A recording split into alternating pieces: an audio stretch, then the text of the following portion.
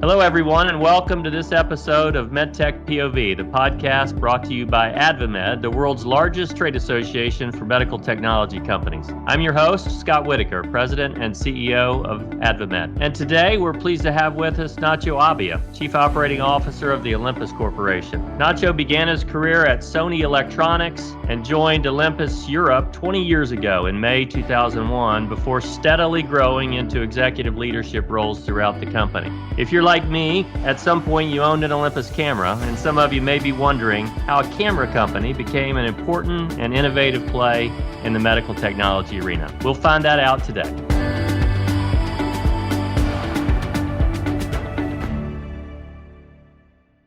Welcome, Nacho. Thanks for joining us. Thank you, Scott. Happy to be with you today. So I always like to start these podcasts out, Nacho, giving the audience a bit of an understanding of the person that we're talking with today, a bit of their background. And so give us a little bit into your journey, where you grew up and how you got into the medical technology field. I'm born and raised in Spain. I born in a very nice small town in south of, it's about 400 miles south of Barcelona called Alicante. But this was simply because my parents were on vacation there. So immediately right after we moved to Barcelona and I grew up there. I mean, I've been living downtown Barcelona for a big part of my life until I decided I wanted to go abroad and start some initiatives. So if I still call hometown to a place, that's Barcelona. Yeah. Although by now I start to struggle about between Barcelona and Pennsylvania, as it feels very good in Pennsylvania after 10 years of being here, right? So, and I got in medical technology through me joining Olympus. And essentially, as you say, at the time I joined Olympus, I was coming from Sony Electronics. And then the reason I joined Olympus was for my background in consumer electronics 20 years ago. And then immediately I found out that what I thought it was primarily a camera company, it has already very strong roots in life science and medical technology products. And actually, my first job in Olympus was to create and open the subsidiary in Spain that for the first years were only medical products. So that's when I started my journey in the medical devices world. Yeah. Outside of your role in Olympus, you also have two young boys, right? I think 8 and 11. Is that right? Yeah, they are my everything, I would say. I mean, I'm a pretty family-oriented guy, and I think the current age of my kids, I mean, they're going to be now 9 soon and 12 tomorrow, actually, my oldest. Wow. It's a fantastic time to spend time with them. We are an outdoor family. We love to spend time outside, biking, running, hiking, fishing, whatever. And this age is perfect for that. So yeah, they are my weekends, and they are any spare time I have is for them. Well, my youngest of 3 is now 14 and turning 15 in the fall. So you're making me feel a little bit old today, Nacho, to be honest with you. Those years, you're right. The years from 8 to 12, in your case, a lot of fun, really a lot of fun. So they still think that is a hero, right? So yeah, that's right. That's right. I can tell you that's going to change. But for now, they still feel good with me. I've got 2 in college, and hero and daddy are not in the same sentence usually when I'm with them. So I'll enjoy that as long as it lasts. That's right. So how often do your kids get back to Barcelona, given that that's your original home? Well, normally, in normal circumstances, and the last year obviously has not been normal, but normally they would spend, my wife will take them probably for a month in summer for them to see the family, the grandparents, all of them there. So at least once a year, we go there for a few weeks, or they go there for a few weeks. My 2 kids the second one was born here. The first one came when he was not even 2 years old. So for them, they are truly Pennsylvanians, but we are trying to give them some flavor about what the old Europe feels and offering those experiences to them. So once a year is what we normally do. This, fortunately, last year was not possible because of the COVID situation. Right. But that's what we try to do. Yeah, well, that's great for kids to be able to have that opportunity to have a home in Spain and family there, and then in the United States as well. What a great way to grow up. So tell us a little bit about your educational background. You went to school, I assume, in Spain and were educated there? Yeah, I did. I went to school in Barcelona. I got my master's in telecommunications and electronics engineering. Okay. And this is still an open debate I have with my father, because the day I finished my master's, I got 2 job offers. And one of those was to work in a pretty much R&D lab in designing antennas and telecommunication system, which is exactly what I was studying the last 6 years before that. The other job was in a marketing internship at Hewlett-Packard. And guess what I choose, right? Yeah. So I went to marketing, and my father is still asking me, why the hell you went to an engineering school if you're planning to do marketing? And actually, I don't regret at all. I think that I've been working my whole life in technical or technology companies, and the engineering background helped me a lot on that, in being able to speak with engineers and understand the technology. But actually, not even for one day in my life, I really work as an engineer, right? So from the very beginning, I went to the business side. Yeah. And then obviously, I later on complete my education with some masters, MBA, and other stuff as I was progressing more in business side. Remind me, how long did you spend at Sony before you transitioned to Olympus? I was for 5 years in Sony. 5 years, okay. And you were in the marketing space there too, primarily? Yeah. I was in the consumer electronics side. I was actually managing all the personal, what we call it, personal entertainment equipment, which is everything that you can carry with you, including digital cameras at that time. And I spent some time in Spain first, managing that businesses for them in Spain. And then I moved to Amsterdam, where I spent the year before coming to Olympus. I was 1 year in Amsterdam working as a European marketing manager for that business. So a true global career that you've had then in different countries throughout the world for the company. Very impressive. So tell us a little bit about Olympus and how, most people don't think of them necessarily as a medical technology company, but you and I know that very well. But how did a technology company like Olympus get into the medical technology space, and how long have they been in that space? We've been always there, I would say. But I think the way Olympus developed, and the way Olympus created the branding was very much based on the camera business. But actually, the company was founded 101 years ago in 1919.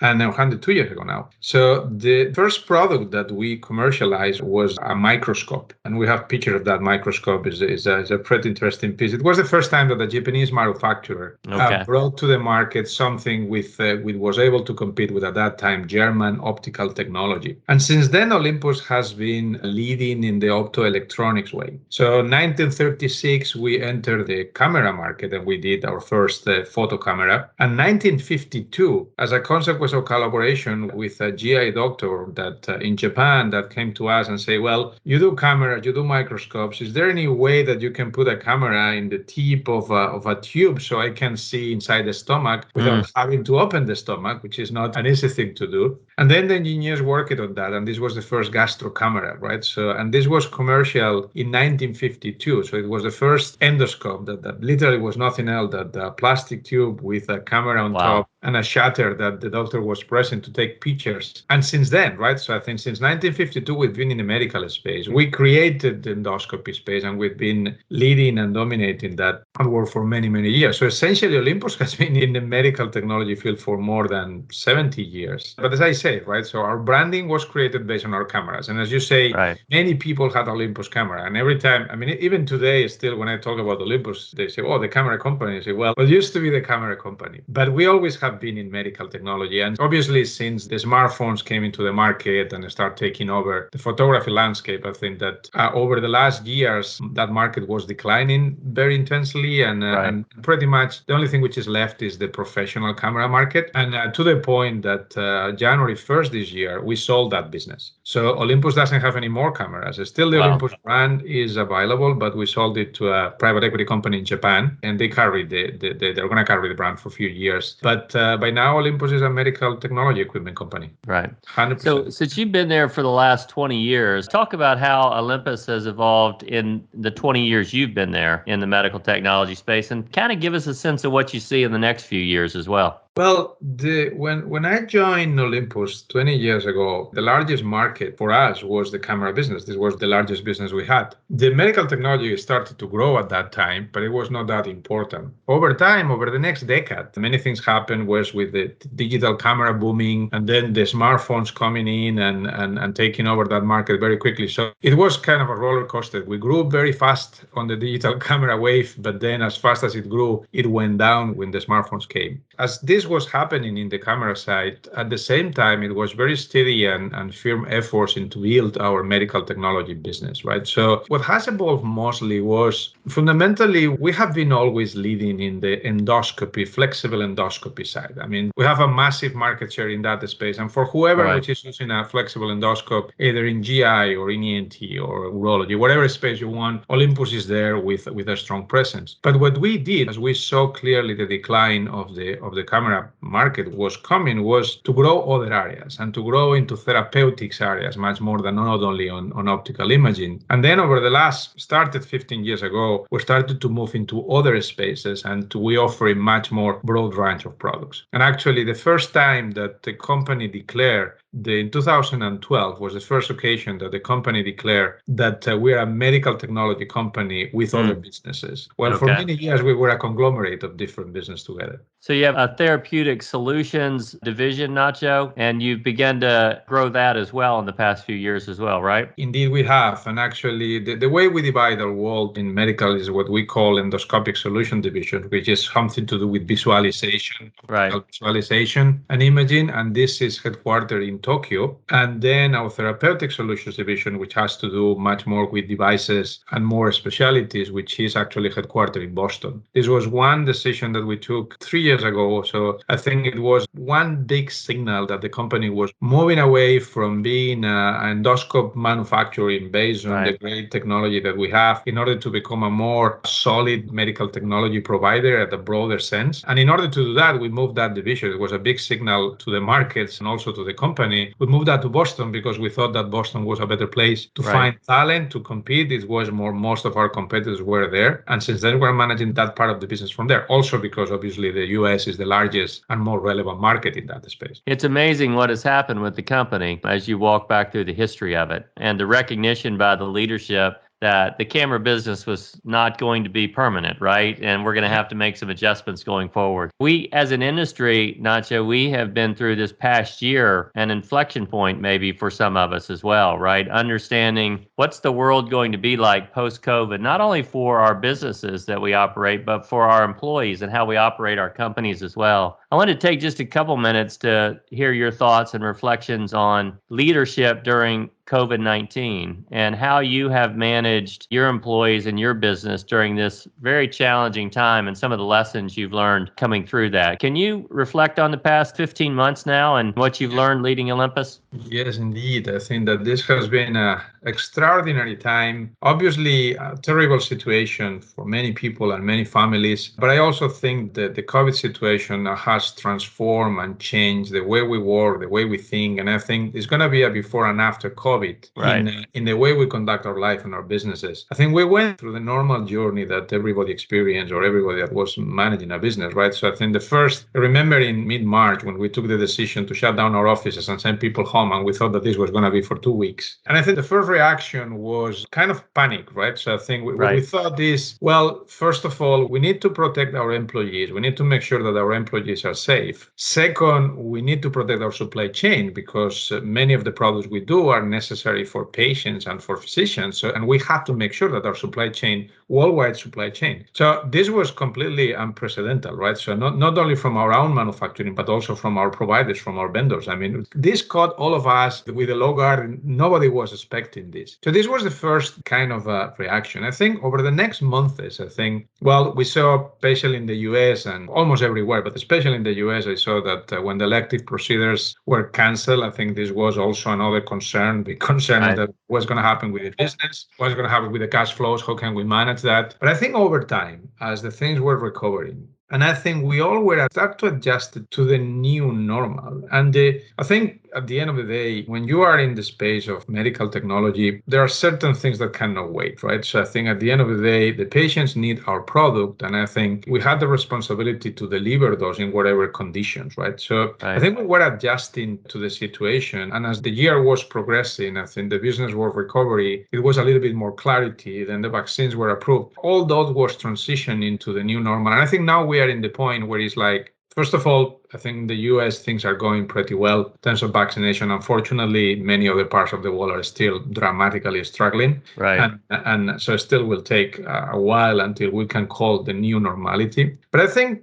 as a learning, there is a couple of things that resonates a lot in me. One is unquestionable the need to be more adaptable, more flexible, more agile. And I think the entire medtech space and Olympus in particular, I mean, we have shown that massively this time, right? So I think it's incredible what we have seen in the space. I mean, how fast we've been able to adapt to the new situation, to change product lines, to develop other products that were necessary at that time. So I think this is something that is going to be here to stay. And I think companies are going to have to develop that skill even further. The second thing is about the importance of an engaged, loyal, and trustable employee base. And I can tell you that when we send home our obviously, except the supply chain people, except the manufacturing employees, everybody else was sent home. I think at some point it was a little bit, we had some flexible policies. Some people could work from home, but not 100% of the people. And then we thought, well, how is this going to work? And I can tell you that our productivity levels, our engagement, the amount of communication we had, our employees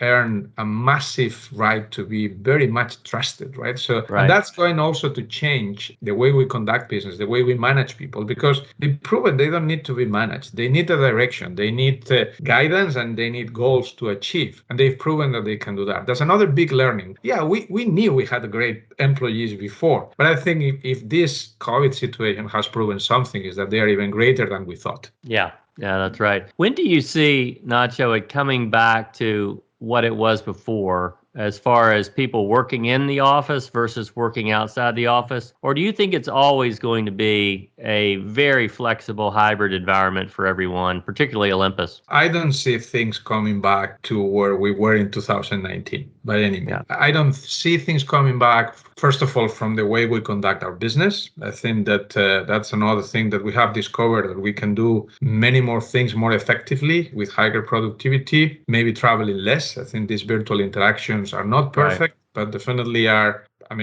useful, and it can work very well. So I envision a world where we're going to end up in a mix between what was 2019 and was 2020, right? So I think that we will continue with a lot of virtual interactions, but incorporating some face-to-face very much, which everybody's looking for very much. And to return of the office discussions, I think because of that trust that I was mentioning before that our employees earned during that time, I think majority of companies are going to offer a more flexible environment. And I think the concept of working every day from the office probably is going to change. It's going to adjust more to the needs of the employers. I think that the challenge then is going to be, well, how can we create company culture? How can we engage teams? And we're going to have to find the way, right? So I think that we're going to have to work with the teams to make sure that working from home flexibility is not impacting this engagement or culture of the company, right? But things will not go back to where they were. And I think going to be different, not worse than before. I think simply different. And it going to offer as well, from an employee perspective, it's going to offer them more flexibility and to adjust and to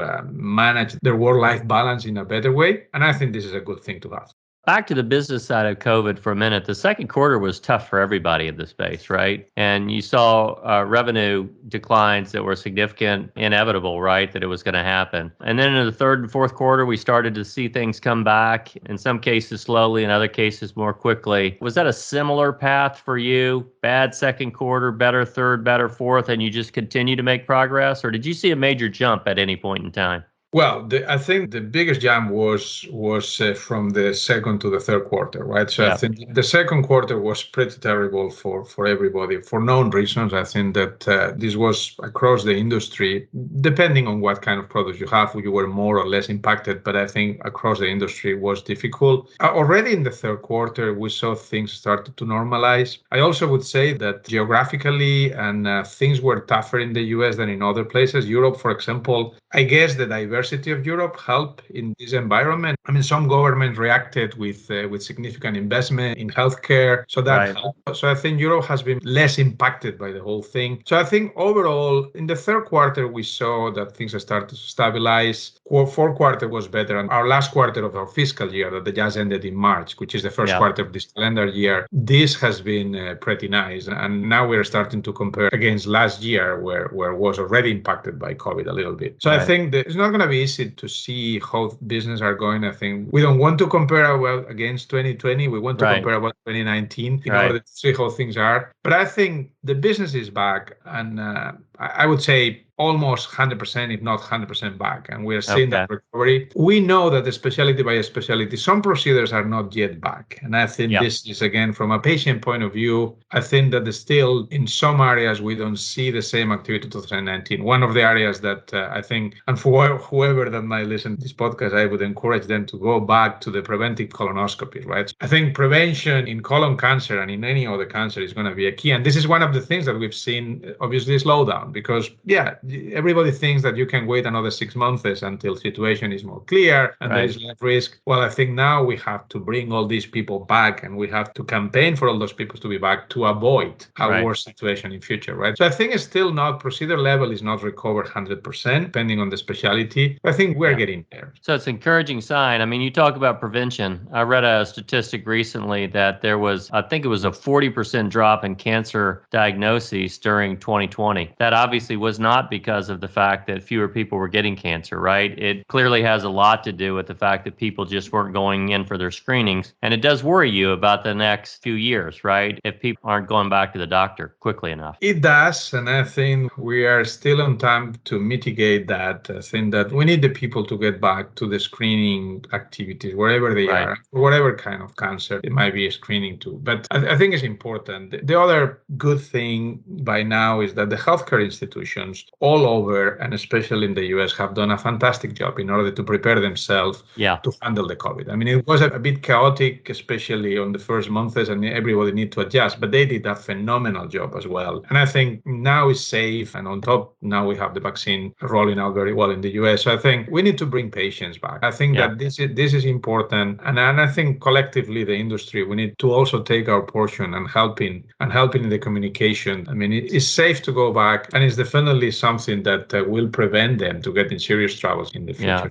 That's one of the areas that we are actively trying to engage with patients and explaining them the positive story of coming back now and not later. Well, I want to go back to something you said earlier in the context of COVID, the importance of a strong employee base and listening to your employees and trusting your employees. Because one of the things that is a passion of yours and you've led at Olympus is the diversity, equity, and inclusion work at Olympus. And talk about that and why, Nacho, that's such a passion of yours and what you're doing at Olympus in that area. Well, from a personal point of view, I think that many years ago, I took the decision to follow my career abroad, and then I started to be living in places where I was a minority, if you want. I was an immigrant in Netherlands, in Germany, and 10 years ago I came here to the US. So I think to some extent, I think I developed some sensitivity to this, and I think all over the world, because this is not only a problem in the US. I think that wherever you go,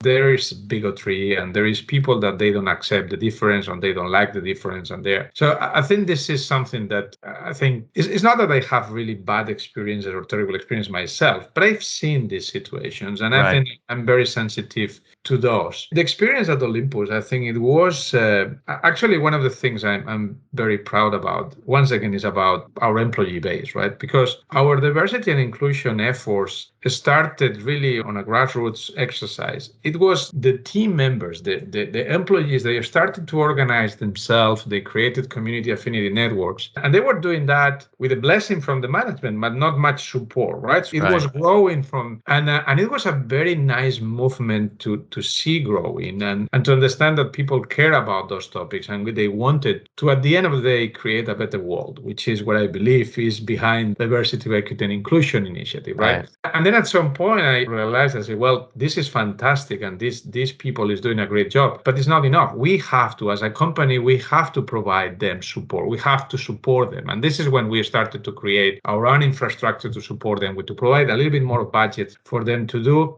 And then is when we have continued doing. We spend a lot of time on education. I think unconscious bias is one of the most difficult barriers to overcome. And I think to participate in those sessions, I think that many times you discover things that you never thought that. I mean, most of us, we think that we are good people and that we are tolerant and things like that. But then when you are in those situations, you discover that, well, there might be things that you need to think twice about. So we do a lot of an education. We do a lot of positive promotion of diversity. We don't have quotas, but we really tell a lot about promotion. We publish numbers, we share the numbers with the people, and we spend a lot of time talking about the benefits of diversity, right? So I think why diversity is good. I think that there are a lot of studies that shows that in whatever group, I mean, the more different opinions we have, the better the outcome is going to be. So we're trying to make this part of the organization. But I think even today, still, this is working nicely at Olympus, precisely because it's a movement that started from inside, that now is paired with the support of the management. And now I think we are in a sweet spot right now on what we can do. And I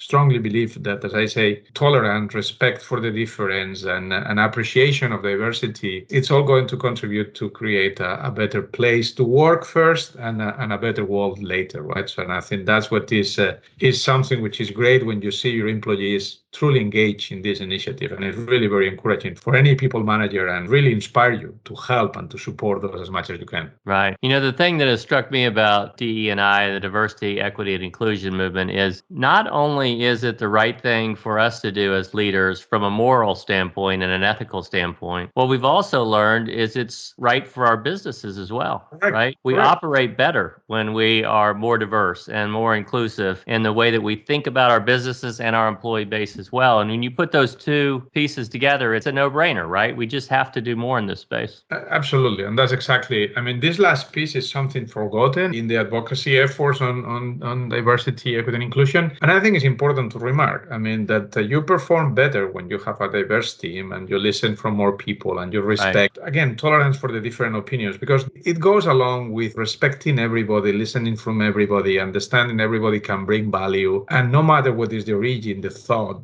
obviously the sex, or the belief, whatever. I think this doesn't matter when it's about putting thoughts together and creating something, right? So it's an important element of the promotion of the movement. And of course, the patients that we serve are completely diverse. So we have to have companies that represent that, right? There are no biases when we're treating someone for cancer or some other form of therapy, right? Everyone's in need. So one other piece of this, Nacho, I understand you have a particular passion around the LGBTQ community and some of the work you've done at Olympus particularly. Can you speak about that element of your work? I'm probably a little bit biased in that sense because some of my best friends are part of that community. And in some instances of my life, I've seen, I mean, especially impacted by bigotry and lack of tolerance on those. So I think it's a collective that has been probably historically punished even more than others, right? At some point in the history, I mean, with some social stigma. So what I can see in the last years in Olympus is in the moment you start talking about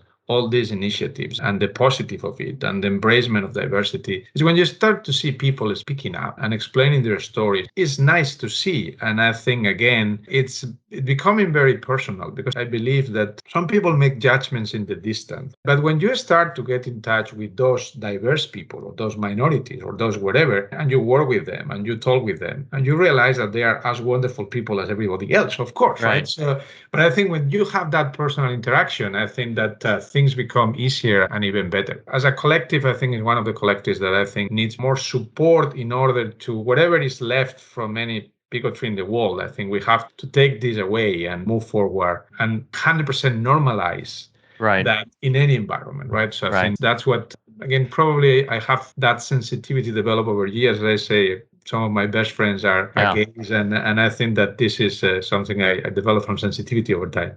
Yeah, well, that's great. Let me shift back to the business side for a minute. You've obviously, as you mentioned at the top of this, worked all over the world for Olympus and other companies as well. You've seen different regulatory systems and how well they've worked, right? And I think of two major ones where you've had a lot of experience. You look at Europe and the way they regulate medical technology device products. You look at the US and the way we regulate through the FDA and CMS, medical device and technology products. Are there elements of learnings from Europe that the US system could benefit from, and then vice versa, the other way around, Nacho, given your experience? Well, I don't know if they can benefit, but I think definitely there are differences, and I think the environment is changing as well. It's not the same environment, neither in the FDA, not in Europe, obviously, 10 years ago that it is today. I think the obvious in Europe, at least until now, because now, honestly speaking, with the medical device regulation which is coming, I think still there's a lot of unknowns about how this is really going to look like. Probably closer to the FDA than when it was before. For me, the biggest difference is that traditionally it has been easy to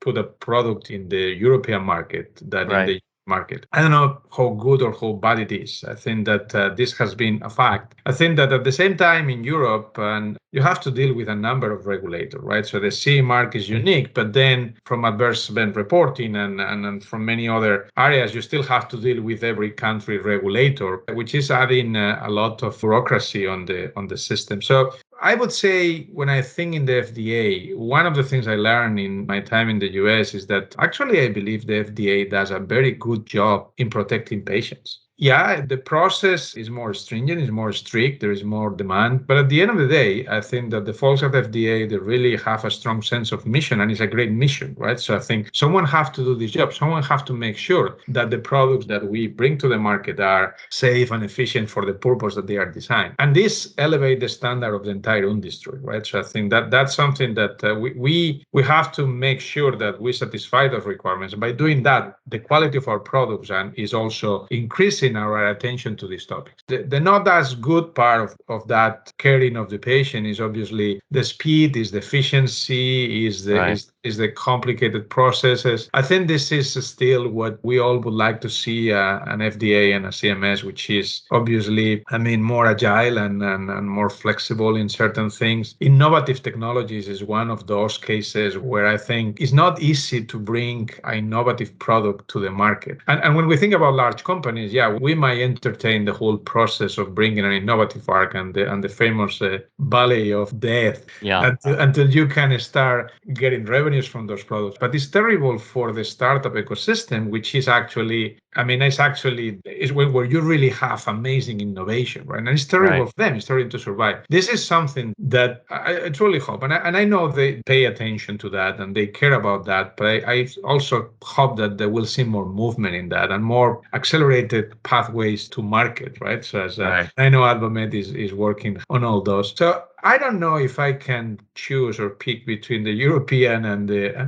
FDA. I think that there is no doubt that as a medical industry as a whole, we need to make sure that our patients are offered the right product, the right way, with the right safeties and everything else. But I think there needs to be a compromise also to bring in innovative technologies that can save lives into the market faster, right? So will we ever get to the point of the sweet spot of speed and safety? I don't know, but I think that that's what we need to keep working in that direction. I've often said to regulators when I talk to them, as long as there's clarity, transparency, and predictability in the regulatory system, we can make it work. But without any one of those three, it gets very difficult for companies to solve problems. And I will add efficiency to that. Yeah, right? Efficiency as well. Efficiency, because there can be clarity and predictability, but we need the process to be more efficient as well, right? So, I think, and again, making sure that when someone has a great product or a great technology that can save lives or improve patients' quality, it needs to be a pathway for that product to get into the market faster and to get also, not only to get the product into the market, but also to get the economics behind that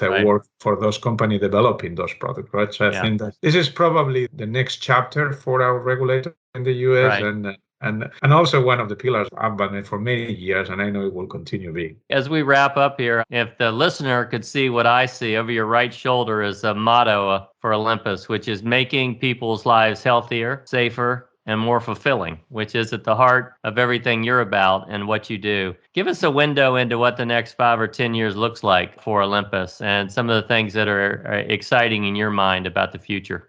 I would answer in two ways. I think one, from a patient perspective and from our contribution, I think we are in a question. We have a lot of products and we are participating in many specialties, but I think Olympus is particularly keen on mitigating the impact of cancer in the world. We've been playing a very significant role in colon cancer for decades. We play a significant role in lung cancer and in other kind of cancers. And I think that the advancement in technology over the last 10, 20 years in being able to predict, screen, early treatment is massive. And I think when I look what we have in our pipelines and the products that we are developing and bringing to the market, I'm very hopeful that the step-by-step we're getting to if not to a cancer-free world, definitely a world where cancer doesn't kill people, right? So as much as possible. And that's very exciting from my perspective. From the other perspective, I think that Olympus is in a journey to become global medical technology company. And I think a colleague of mine used to call Olympus the $8 billion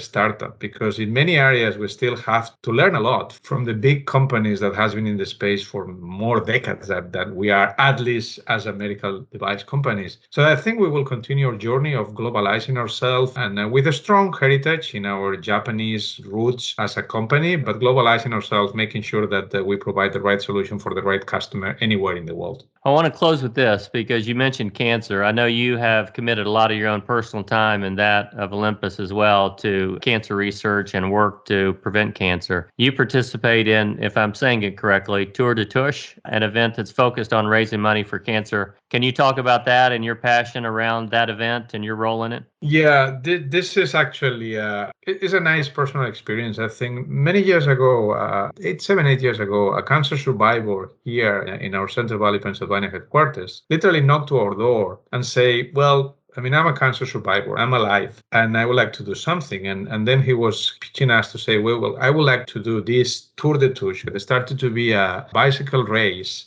and to create awareness. And the person that was having that conversation, God bless her, say, yeah, absolutely, we're going to help you to do this. Well, this has evolved over the year on this Tour de Touche is a bicycle race that now not only happening in here in Pennsylvania, but happening nationwide. There are many events under the Color Cancer Coalition. It's a fundraiser event to create awareness, but it's also bringing a lot of people to those races and those events, including many of our employees. And again, it's one of the areas where we feel particularly engaged with, and I think we share some responsibility as well. I like to bike a lot, so I've been participating from the very beginning. I haven't missed even one, even now that it's done virtual, right? So you race on yourself. On the last 2 years, we have had to do that because of the COVID, but I still take my bike and go ride a few miles for that cause. It's one of the nicest opportunities that we have to promote something that, as I say, we believe, which is, again, if we cannot eliminate it, let's mitigate as much as we can the cancer effects in the world. Well, that's great. And thank you for your work and leadership in that. Well, Nacho, we appreciate your time today. We've learned a lot, but one thing that stands out that we've learned is Olympus is no longer a camera company. It is one of the most impressive and effective medical technology companies in the world. And so we thank you for your work and your leadership. We thank you for your time and investment in AdvaMed and your support of the industry more broadly. So thank you for taking time with us today. Thank you, Scott. A pleasure to be here and